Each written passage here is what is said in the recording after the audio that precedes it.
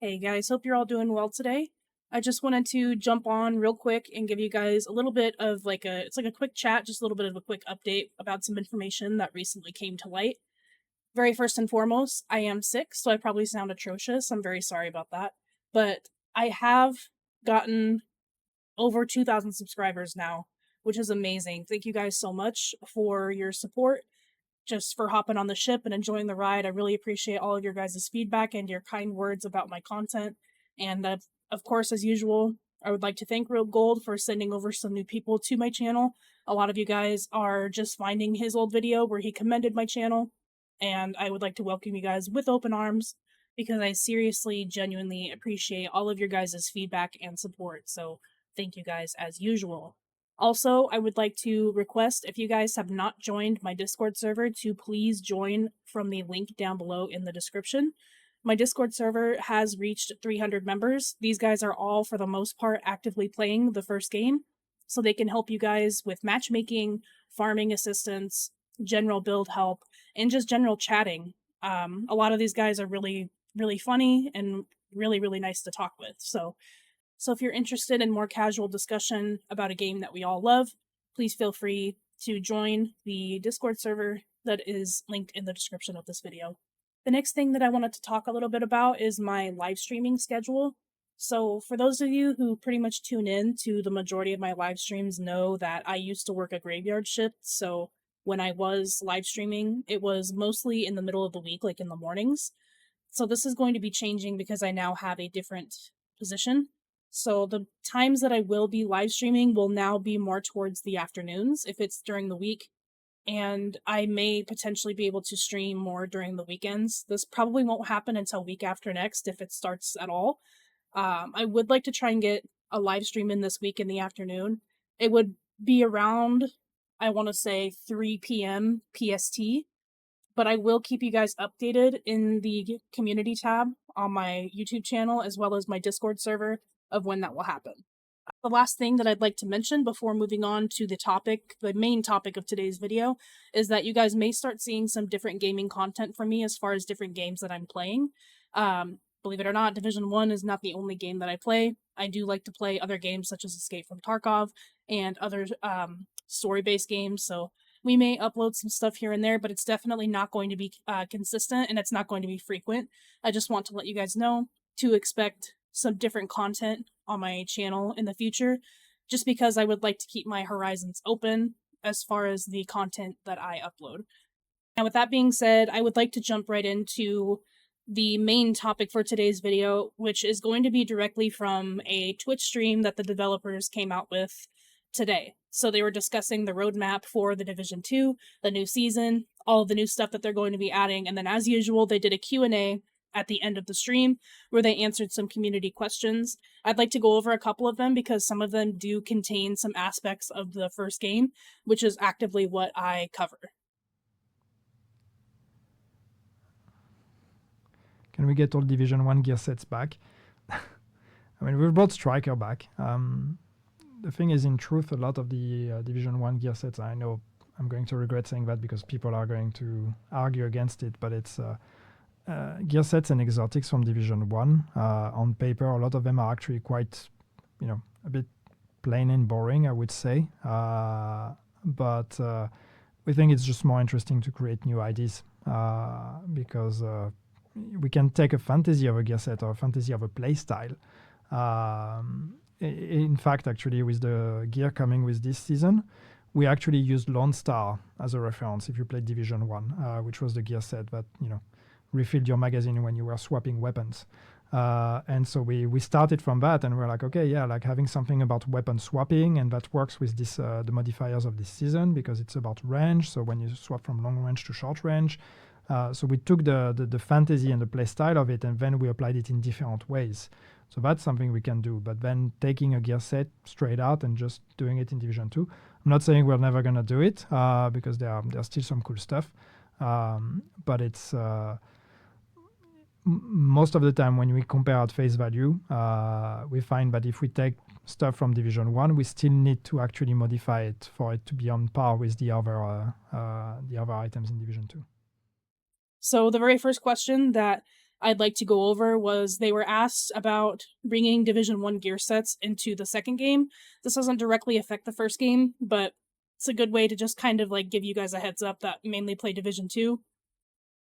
Most sets from the first installment, Ganik said, were pretty boring, and they don't really have plans to implement them into the second game because, I mean, to be honest, he's not wrong. The gear sets that are in the second game are just far better than the ones that are in the first game. So if they were to bring old gear sets back, they would have to essentially buff them or completely rework them.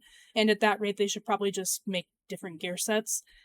He did mention that the new set that's going to be coming out this season, Lone Star, was like a direct inspiration for that.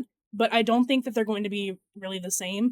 I think it was just the idea of instantly reloading while swapping weapons was something that they started with, and it eventually went to something different as far as range.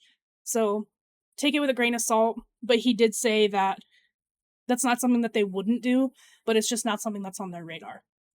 So many questions about crossplay. Mm-hmm. No, crossplay is not. It's not on the table at this point. Same would be cool. It's. I believe we've explained that at some point. It's a lot of work, and a lot of work in a way that is not something we are equipped to tackle at this point. And believe me, we talk about it on a very regular basis. The next question that they asked is something that we always talk about in my live streams, which is crossplay. Crossplay is not on the table at this point. It requires way more work than they have the team to do. I kind of tell this to my community every time we talk about it, but I basically just say that I don't think that it's something that they're going to implement, which I personally think is kind of underwhelming because it seems like every game nowadays has crossplay or at least cross progression, and they're basically saying that there's no way that they'll ever be able to add it. I don't know if that comes down to their engine or the coding for the game. I have no idea. Obviously, I'm not in that field. I just think it's kind of ridiculous that it's like something that it's impossible to do. So I'm not too sure, especially when they did mention that they were going to redo their friend referral program, and you can also use this friend referral to different platforms. You can't play together, but you can still invite friends to play on other platforms, and you both will receive rewards for that. So I'm not sure. I think it mainly just comes down to their team size. This season took them a very, very long amount of time to put together. So, with that being said, unfortunately, crossplay is not something that they can consider at this time. They did mention that they do talk about it almost daily. I don't know how true that is, but yeah, they said that it's not something that they plan to do. So if they're not doing it for Division 2, I can pretty much say that it's safe to say that they're not adding it for Division 1 ever. It's very unfortunate. Now for the main event, at around an hour and 15 minutes in, someone thank whoever this was so much that they finally caught it in the chat. They asked about the global event schedule for Division 1. Please bring back global events in Division 1. We know. It's Yeah, and it's been a long time, and I know that there are no updates that can satisfy everyone, but it's something that we're working on. It's just the current size of the team allows us to work on either Division 1 or Division 2, and the priority is obvious. Mm. Yeah, and it's just also Division 1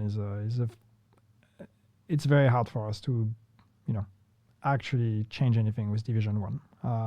So a lot has been lost. So it's very hard for us to actually bring back global events. I know it sounds simple, but it is not.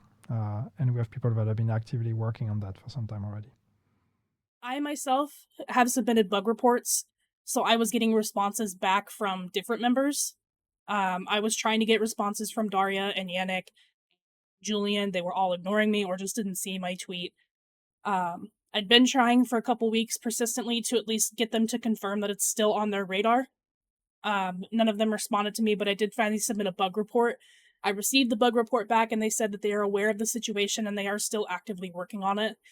So that could at least confirm to me that it was still on their radar and they had no plans to stop doing that. And then in this stream, Yannick does say that they definitely know about the situation. Their priority is still going to be Division 2. Their team is not big enough to support both games, so for them to work on Division 1, it pulls a lot of members off of the Division 2, which is their main priority. That's how they make their money. But there still are people that are actively working on it for some time, as far as the schedule being broken. But where it just comes down to their team being too small to be able to work on the first installment comfortably, which I think this might change once the potential rumors of them being bought out go through. Or if they don't go through, I think that there might be more eyes on it once Julian comes back to the team. I'm hoping, at least, and I'm crossing my fingers, that because he's the one that's given us confirmation that the servers are not shutting down, at least we have a solid word that they are still actively working on it, and that's mainly what matters most. So that's all I really had for you guys today. I just wanted to give you guys a quick update about the global event schedule because I do have people all the time asking me if I've heard any updates, and I have not really. Besides the stream today, they confirm that it's still on their radar, but there's some things that they have to work through first, and that's mainly what I care about, is just getting a confirmation that it's still happening. I would rather, if they have no plans to continue it, I'd rather they just come out and say that, but every time that they do comment on it, they do say that it's still something that they're working on behind the scenes. So that's all I really care about. Hopefully I'll have some better updates for you guys in the not too distant future, but for now we kind of just have to wait for them to roll out these Division 2 changes, and then maybe, just maybe, they will update that schedule as fast as possible. But thank you guys so much for watching. I will talk to you in the next video. Have a good day. Can't believe the bullshit that went down in the dark zone at the end there. I know. We had it. Everything I told them was dead on. They made us pull out anyway. And we left our dead behind. Yeah, we're not supposed to do that. Hang on a second.